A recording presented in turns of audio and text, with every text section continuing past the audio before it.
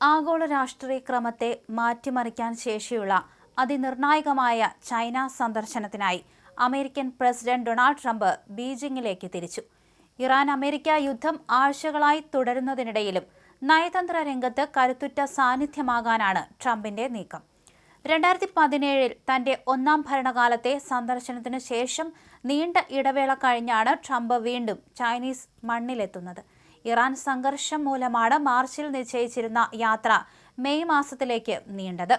പ്രസിഡന്റിനൊപ്പമുള്ള യാത്രാ സംഘത്തിലെ അംഗങ്ങളുടെ പട്ടിക തന്നെ ഈ സന്ദർശനത്തിന്റെ പ്രാധാന്യം വ്യക്തമാക്കുന്നു.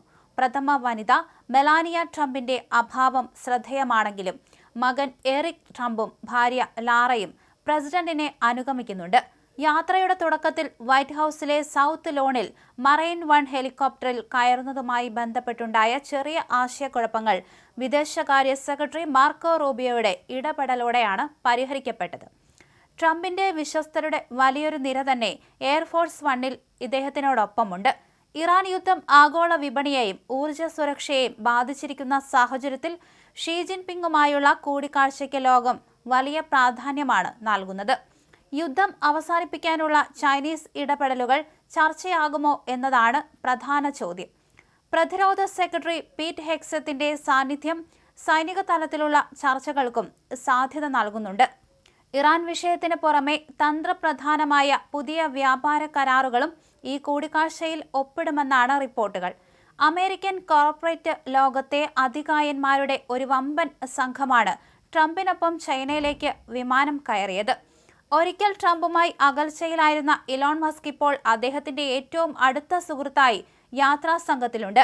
ആപ്പിൾ സിഇഒ ടിം കുക്ക്, ബോയിങ്ങിന്റെ കെല്ലി ഔട്ട്ബർഗ്, മെറ്റയുടെ ദീന പവൽ മക്കോർമിക്ക്, ബ്ലാക്ക് റോക്കിന്റെ ലാറി ഫിങ്കർ തുടങ്ങി വ്യവസായ പ്രമുഖർ ചൈനയുമായുള്ള സാമ്പത്തിക ബന്ധങ്ങളിൽ പുതിയ വഴിത്തിരിവുകൾ പ്രതീക്ഷിക്കുന്നു.